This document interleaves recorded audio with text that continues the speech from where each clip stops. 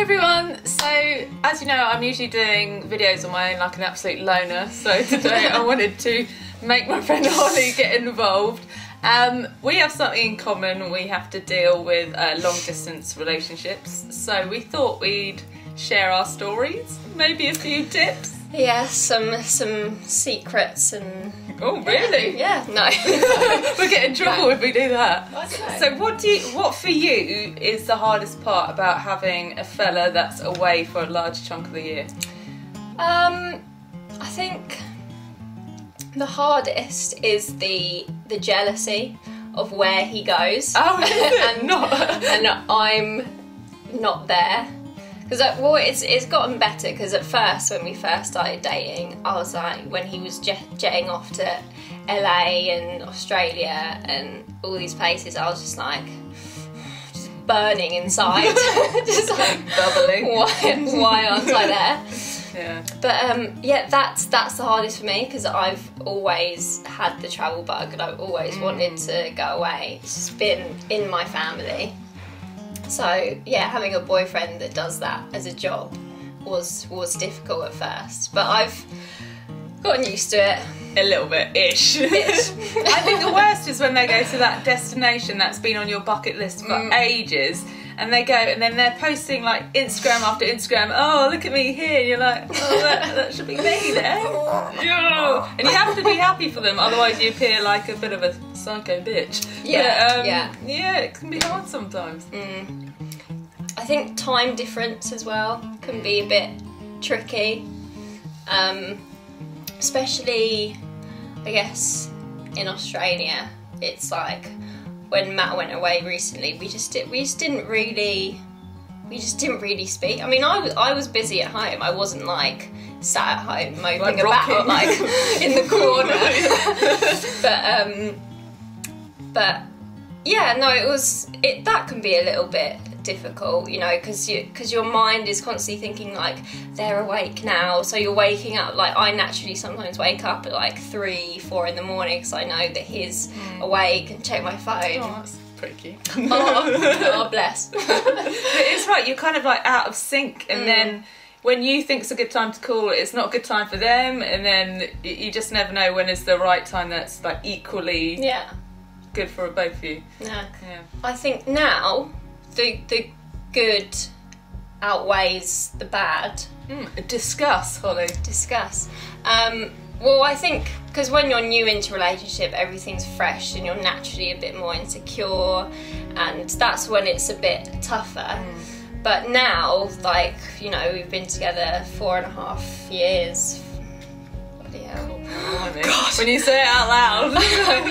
Yeah, no, like 4.5, 5 years. So now it's just, it's a lot nicer, and you want to miss them, and I mean, you don't want them to go away at the same time. But you want to miss them and appreciate them. I enjoy missing. I think you make a point of when they're back, you make sure the times you have together are better than they would be if they're here all the time. So you might do those things that you put off, those places that you want to see, or even just have quality time when they're back. Yeah. I think that's nice. And I think, as I was saying to you earlier, I'm sure Georgie won't mind me spreading her, but you know, her and Chris have been together for 10 years now. 10 years. Wowza. And like she said to me before, how Chris going away has, you know, that's one of the main reasons why they've worked, because you know you appreciate each other, and when they go away for a long time and they get back and it's like it's fresh and new. So I mean, obviously, you know, they're a great couple. Like it's not just that keeps them together. But it helps. Yeah. It helps. I was thinking though earlier about my relationship history, and there's a pattern I've noticed that I tend to go out with people who have jobs that take them away or live in different cities. So I think I actually am drawn to people that I know won't be here all the time, because I think I like independence. I like to have my own life. We both like that. We're both similar like that. So I think that's kind of key. If you are going to embark on a long distance relationship, you have to be one of those people that is all right to get busy on their own, not in a dodgy way. Just like keep themselves busy, has their own life, and doesn't kind of rely on an other half. And who can like detach themselves from that person for that amount of time, because at first it's difficult. Like, oh my god, I was at the start of our relationship, I was like a nightmare, like internally. Like I'm not the kind of girl who, if I feel insecure or that I express it too much. Because I know that it's it's just, I think, a feeling that girls should learn how to deal with themselves and control it, and not kind of lay it onto their partner when it's not necessarily their fault. You have changed over the years. You seem a lot calmer about things. Well, you were I was there. you were there. But no, I think that I've definitely become a lot more secure, like in myself, and I think that's why now it just kind of like works. You just have to kind of get over that hump. The initial stages. What are they doing? Who are they with? Blah, blah. And then I think you've cracked it there. The key is, if you trust them, like you don't, like I literally don't worry about who they're with or what they're doing in that respect at all. It doesn't even cross my mind. I just occasionally miss them or jealous of what they're doing and that I'm not there, but I don't have any stresses about anything else. But even if you do, like, keep it to yourself. Is that your advice? And deal, because what I've learned, it's your issue.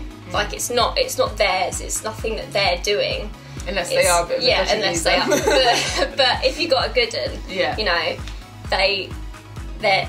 it's your issue that you have to address, and you shouldn't put it on them. It's not fair, and then you will end up they'll piss off if you if it's like a self-destruct thing, isn't it? Self-destruct or something. It's such a horrible, like, insecurities and jealousy.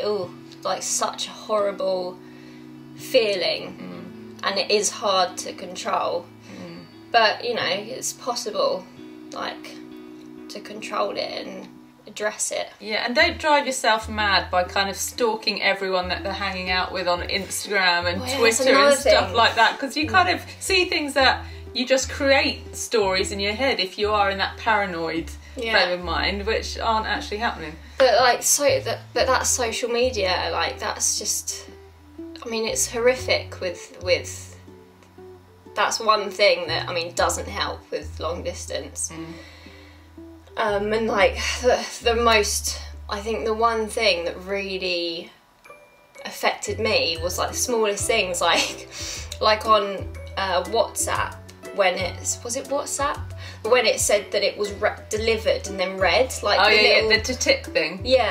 And when it used to say it was read, and I wouldn't get a reply, I'd be like, what? And it's so destructive and horrible. But that's another thing. Like, you can't get rid of it unless you chuck your phone away, which ain't gonna happen. Ain't gonna happen.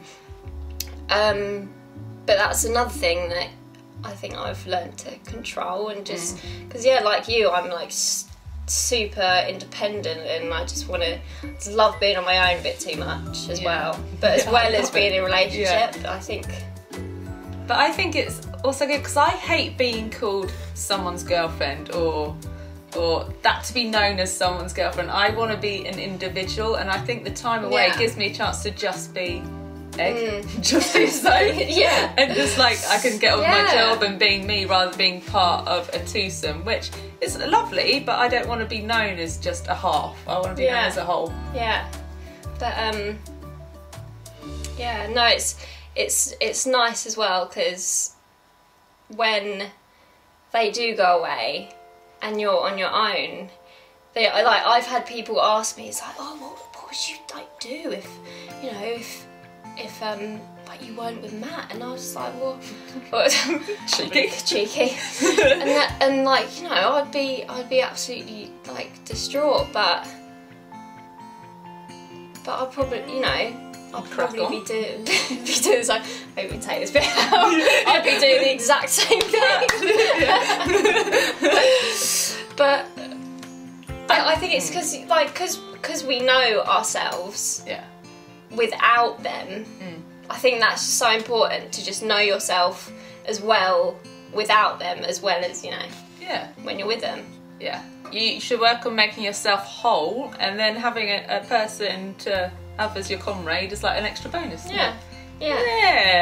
What I was going to talk about was the fact that when me and Si were first doing long distancing, we'd make a point of speaking to each other all throughout the day, every day. And now we realise that we don't actually have that much to report back to each other if we speak to each other every day. So we kind of leave it sometimes a couple of days, so we've actually got proper conversations, because there's nothing worse than getting through to them going, what are you up to? And they're like, oh, I've had lunch. I don't think you need to have that talk every day. You might as well save it up and have some actually good stuff. It's like, don't get yourself into a habit of talking to them like every day, because if you go a day without, that's when you're like freaking out. What are they doing? You know, you just gotta relax and just go with the flow a bit. Because I think at the beginning you're a bit rigid as well, because you're like, we usually talk about 5 p.m. and he's not called, and then, you know, you start to wonder why he's not called. But if you just go, okay, he's got something to do right now, that's fine, I'll crack on with something I'm doing and speak when we can speak. Yeah, exactly that. I also, like, back in the day, it used to be trendy to send, like, risque pictures to each other. Obviously, I don't recommend that anymore because of all the leaks that happen with Jennifer Lawrence and all the celebrities. But I think, you know, send a nice little happy picture to them to wake up to, like, just you smiling or waving or giving them a little smooch. I think what Matt and I like to do, we send pictures of our food, what we're eating. One, because we like food. That's one thing we have in common. One thing. One of the things. One of the things. And little, you know. So it's like you're eating together. Well, now the cat is in the house. Sebastian. Now the cat is in the house. He is the main source of, you know, picture sending.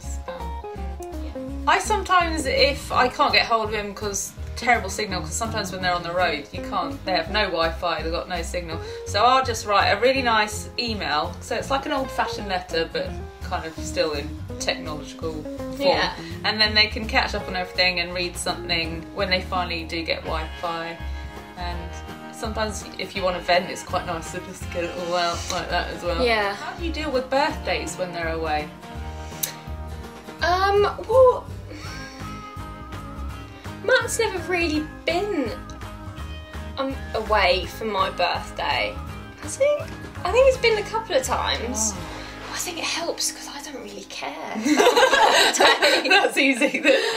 And I'm definitely not as much of a party animal as he is.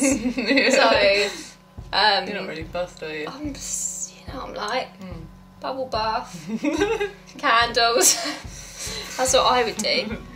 But see, I do things like if it's Si's birthday, which it always is, he's always away. Recently, I send a cake to the venue that I know he's playing that day, or make sure I've put a card in with one of his bandmates and they give it to him on the day, something like that, and also send him a little video of me just saying happy birthday. That's so sweet. I've never done that.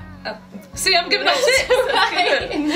Because I've always wanted to send him things, but I've always been like, well, where do I send it? Well, I email like the manager of the venue and just say, is there a local bakery near there? Can you, if I send over money, can you sort of cake? And they usually sort it. Oh, that's a good idea. There you go. Thanks for that one. But in terms of my birthday, I couldn't give a monkeys if it's missed. I'd quite frankly like to forget any birthday from this point onwards. When you reach a certain age, you don't want to mark your birthday in any sort of way. So the fact he's away is fine. He just sends presents and that's lovely. Yeah. Okay, so one thing that I find really hard is when I've got a wedding that's months in advance, perhaps, not my own wedding, someone else, oh I'm out of frame, someone else's wedding, and I get like a +1 and they need to know whether I'm bringing a date and I can't tell them because Cy doesn't have a schedule, we don't know what's going on, so I end up having to say no, going to weddings and everything alone while all my friends are with their partners, and that's sometimes a little bit sad. Yeah, no, it can be a bit tricky. I was trying to think when that has happened. I've never gone to a wedding either. Show my age now. What about a christening? A party? I can't believe I just did that.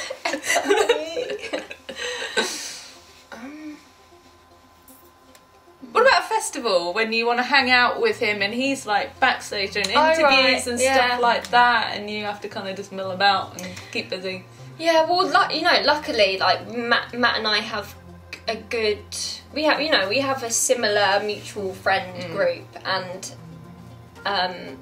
yeah, I mean it's great how a lot of them get to go to big festivals that they do, and yeah, we just all kind of share friends, and I kind of hang out with them when he has to do this, and I think because festival days as well are like so intense for them sometimes, press, like it's not just a show that they have to play, so I kind of like to be out of the picture, like when they're doing that, because then you just look like a bit of a lurker. Yeah. Bit of a lurker, and you just, like, got nothing else to do.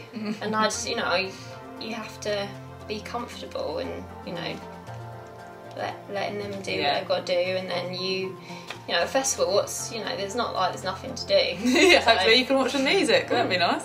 Yeah. So I think we've covered a lot of points here. Basically we're saying if you're comfortable in your own skin and being your own person, you can probably get through doing long distancing, and there are some perks to it as well. Yeah, there's definitely perks to it, and yeah, like you said, like I don't think it's just us. Like a lot of people are intrigued by long distance relationships because I don't know, it's like the whole wanting what you can't have, and they're there, and it does absence makes the heart grow fonder and all that. I do strongly believe in that. It keeps the fire alive for longer, I'd say. Yeah. Yeah. Definitely. Oh, that's a nice way to end, isn't it? Fire. Fire for longer. Fire for longer. Bye. Oh, if you like this video and you'd like to see more of this lovely, beautiful little girl, sound a bit creepy, then subscribe and give us a thumbs up. Bye-bye. Bye-bye.